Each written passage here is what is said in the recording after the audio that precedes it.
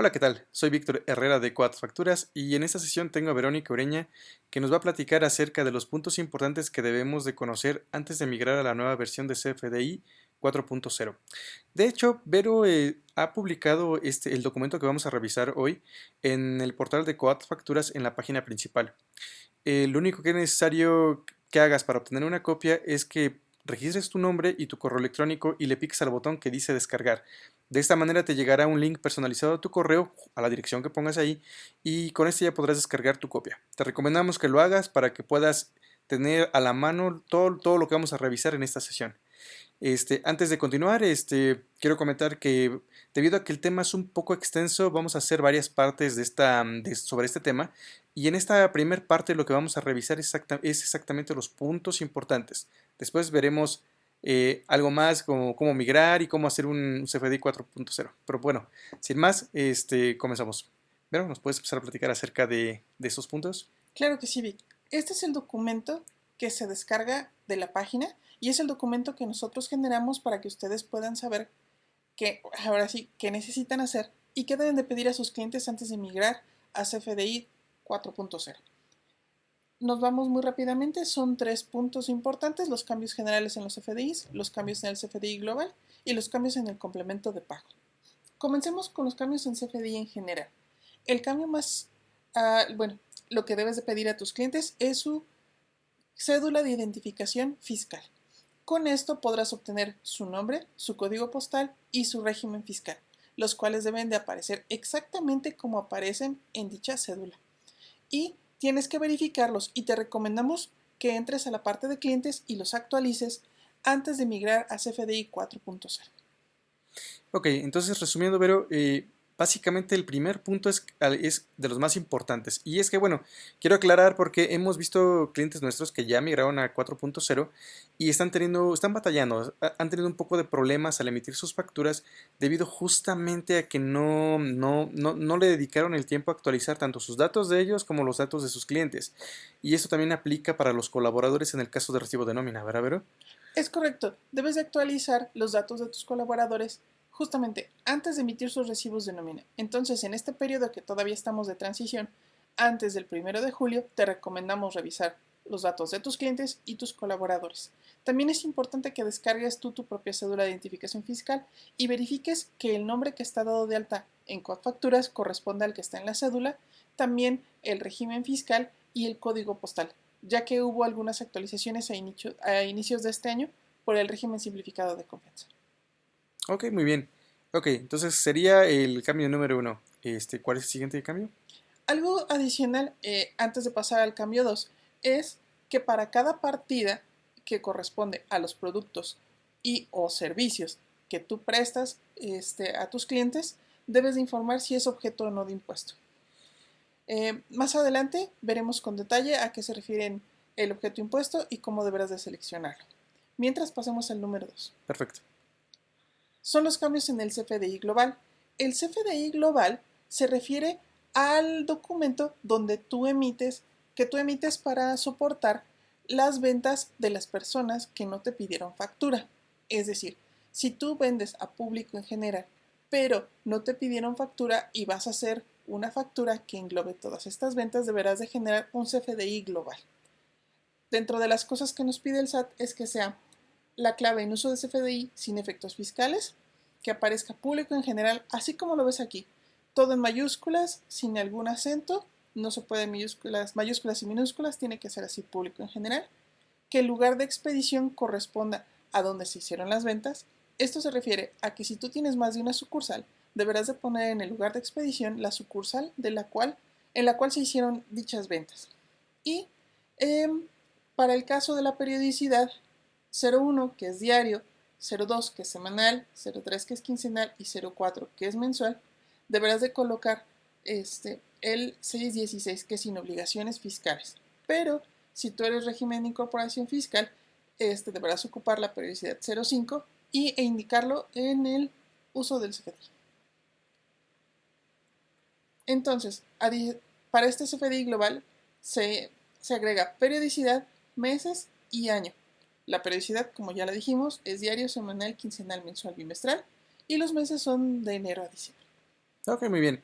Entonces, para resumir este punto 2 que, bueno, suena un poco confuso, básicamente digo, corrígeme ver si estoy equivocado, pero básicamente lo que conlleva este punto es que las personas antes en la versión 3.3 emitían lo que era su factura al público en general, pero de las ventas de las cuales no, o sea, la gente no les pedían facturas y les hacían, por así decirlo, en cualquier momento, ¿no? Lo hacían ya sea al día, lo hacían al final de la semana, lo hacían al final de mes y en algunos casos, bueno, llegaban a hacer cada 2 meses. Nada más que ahora, digo, lo que entiendo es que ya no es nada más así hacerlo en cualquier momento, sino que tiene que llevar un orden, o sea, la periodicidad tiene que ser constante y además, bueno, lleva ciertas cosas que deben de ir, ¿no? Por ejemplo, en el uso del CFDI siempre es sin efectos fiscales, que antes, bueno, le ponían gastos en general o ponían cualquier otra cosa, y antes, bueno, también no llevaba todo el tiempo el público en general, o sea, ese texto llevaba algún otro, ¿no? Y bueno, la idea es que ahora lleve esto, ¿sí es correcto, verdad? Sí, además cada partida corresponde a un ticket de venta. Es decir, si vas a reportar en tu CFDI global 10 tickets, cada partida corresponde a cada uno de esos tickets y deberás de ingresar 10 partidas. Ok, es decir, antes en la versión 3.3 se usaba un solo ticket, ¿verdad? Una sola partida. Y decías, bueno, es del ticket 1 al 100, al 1000 y es este monto. Y ahora lo que deberás de hacer es reportar cada uno de los tickets que conforman a esa factura global. Es correcto, para que cuadre tanto tus tickets de venta con tu factura global. Ok, muy bien, muy bien. ¿Algún otro punto que debamos de tomar en cuenta para la factura global, Vero? Algunas recomendaciones adicionales. Estas son simplemente recomendaciones. Deberás de mantener la periodicidad constante para evitar confusión entre cuáles tickets vas a incluir en esta factura global y cuáles en la siguiente. También te recomendamos que cada ticket contenga los productos o servicios con el mismo impuesto, ya que como va en una sola partida, si por ejemplo tuvieras productos con 0 y con 16, solo puedes reportar un un impuesto para dicha partida. Entonces, el subtotal de tu ticket corresponde al importe, ya que a eso se le agregará el IVA para que cuadren todos los totales. Es decir, en pocas palabras, si tienes ventas que tienen IVA cero, todas las haces en una factura global. Y si tienes IVA, digo, tienes otros tickets que se llevan IVA, por ejemplo, 16, esos serían en otra, ¿cierto? No necesariamente, lo ideal simplemente es que el ticket no contenga productos con o sin IVA, ya Ya, que se reporta en una sola partida el IVA global como consolidado, es decir, solo permite decir 16%, 8% o 0%. ok, entendido, perfecto. Ok, muy bien. Bien, ¿cuál es el siguiente punto, Vero? Es cambios en el complemento de pago. En este, muy rápidamente, simplemente el cambio es que vamos a desglosar los impuestos que correspondan al pago que se está haciendo. ¿Qué pasa? Si mi factura no me la pagan completa, ahora tengo que reportar el proporcional de impuestos que corresponden al pago que estoy realizando.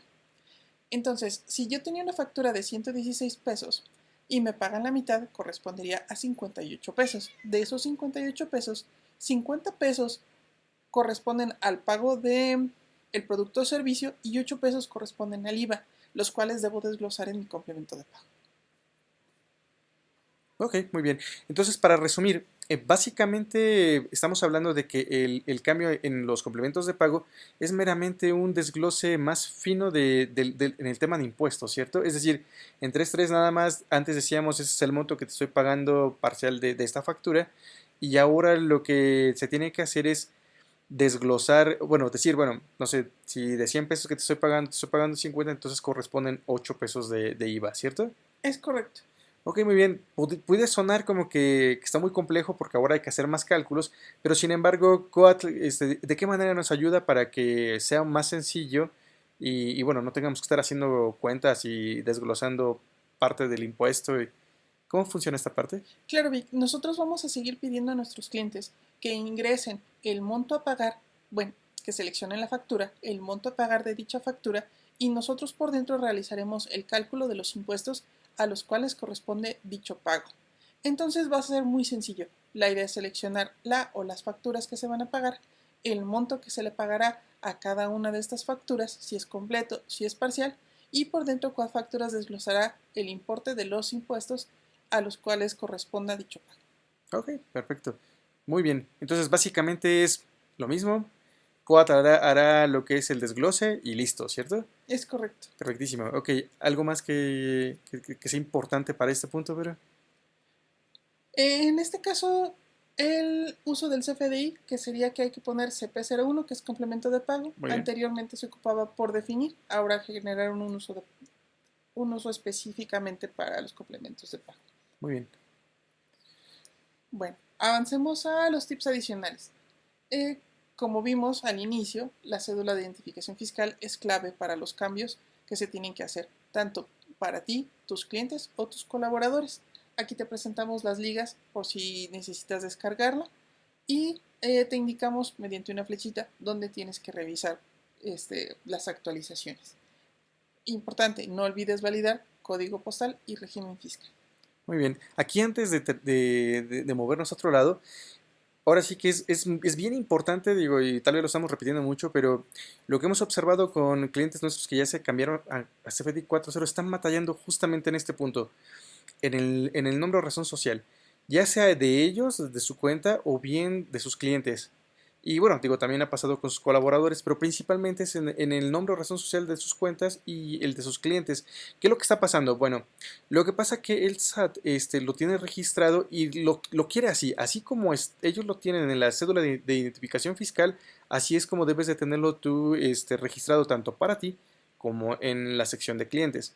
Si, es decir, por ejemplo, para el caso de personas físicas, hay veces que, por ejemplo, el nombre se escribe con acentos, pero el SAT lo tiene sin acentos, entonces lo tienes que ingresar tal cual, sin acentos, en mayúsculas, incluso hasta el orden. Si por ejemplo, tienen el nombre Víctor Herrera y tú lo tenías antes Herrera Víctor, eso no va a funcionar. Tiene que estar igualito que en la cédula de identificación fiscal. Entonces es por eso que insistimos mucho en que valides esa información, ya sea que se las pidas tú o bien si ya tienes alguna cédula puedes escanear el QR con tu teléfono y puedes ver los datos, cómo los tienen registrados el SAT. Para el caso de las personas morales, es bien notorio el cambio. Lo que hicieron ahí fue eliminar las siglas del régimen capital y ya no aparece SADCB o algún otro. Por ejemplo, el ejemplo que ven en pantalla dice la Villa Expo. Muy seguramente antes era la Villa Expo SADCB, pero ahora ya no. Ahora básicamente para las personas morales ahí se nota, ¿no? Ya no lleva la sigla, ¿cierto, bro? Es correcto. El cambio más importante en personas morales es simplemente quitar todo tipo de AC, ADCB, CDRL, AC, cualquier cosa que vaya después del nombre o razón social. Muy Y bien, bueno, obviamente en las personas físicas, el orden para las personas que tienen dos nombres, que sea tal cual aparece. muy bien. ¿Qué más, bro? Pasamos dentro de los tips a los casos de uso para el objeto impuesto. Estos son meramente algunos ejemplos que estamos mostrando, puede haber más, pero aquí el que aplica para la mayoría es que si tú cobras IVA, ya sea 8 o 16%, eres sí objeto impuesto. En caso de que, por ejemplo, seas exento, es probable que sea no objeto impuesto. Sin embargo, te recomendamos que este dato lo consultes con tu contador para que él te dé la información más correcta, más certera y más de acuerdo a la interpretación que le dé a la ley acerca del producto o servicio que vendes. Un ejemplo de no objeto impuesto sería la enajenación de bienes o prestación de servicios fuera del territorio nacional. Y para el caso de cartas porte tipo traslado, las mercancías son exentas y son no objeto de impuesto, puesto que las mercancías simplemente están siendo trasladadas y no están siendo vendidas. Ok, muy bien. Entonces, básicamente, para resumir, si cobras, tienes IVA trasladado, obviamente es objeto de impuesto. Y si no, bueno, sería cuestión de revisarlo con tu contador, que ellos son los expertos ya en temas más profundos, ¿no? Donde realmente tienes que entrar más a la ley o temas de interpretación a veces, ¿no? Porque hay casos en los que sí llevas IVA cero, pero realmente, o sea, se considera que sí lo llevas, aunque sea tasa cero. Y hay casos en los que es exento y bueno, eso quiere decir que no es objeto impuesto, ¿no? Pero bueno, ese tema sí recomendamos revisarlo con los expertos en este tema. Muy bien, ¿algo más, Vero? Algo interesante que no viene en el documento, puesto que sigue en el mismo lugar y sigue siendo muy parecido, es el uso del CFDI. Dentro del uso del CFDI, ahora viene filtrado por régimen fiscal. Es decir, ahora no solo veo si eres persona física o persona moral, también veo si eres régimen general de ley para las personas morales, si eres empresarial con actividades o si eres simplificado o si eres asimilado a salarios. Se va a filtrar cuáles puedes usar de acuerdo a cada caso. Ok, muy bien. Aquí algo que recuerdo que le pasó apenas a unos clientes es que creo que ya al aparecer la persona física ya no puede ocupar gastos en general, ¿cierto? Ahora tiene que ocupar otros Ese y solo es para asimilados a salarios. Los asimilados a salarios ya no pueden recibir facturas con gastos en general. Ahora tienen que especificar de acuerdo a lo que viene ahí. ¿Para qué? Si es un gasto médico, este, cualquier cosa, ¿no? muy bien, muy bien, muy interesante. Pues bueno, ¿algún otro punto más, Vero, que quieras comentar acerca de la lista de puntos importantes? Eso sería todo. Nuevamente les recordamos y les recomendamos que pidan las cédulas de identificación fiscal para que puedan hacer la actualización antes de migrar a 4.0. Ok, pues muy bien. Pues muchísimas gracias por vernos. Recuerden, tienen que actualizar la información. Ese es el punto más, es lo que hemos visto, o sea, lo más importante es lo que le está doliendo a la mayoría y están batallando, o sea, no pueden timbrar, pero es meramente la actualización de datos. Recomendamos tal cual la hagan antes de migrar, no, o sea, no migren porque después va a ser un poco complicado y se va a atorar un poco su operación, pero digo, ese es el punto número uno. Pues, bueno, hasta aquí va a ser esta parte. Vamos a publicar próximamente cómo migrar dentro de Coat, que como les comentaba al principio es algo sencillo, pero también vamos a tocar un ejemplo, ¿no?, de cómo hacer un CFDI 4.0. Así que pronto estaremos publicando. Muchísimas gracias por vernos. Gracias por vernos, nos vemos en el próximo. Hasta luego.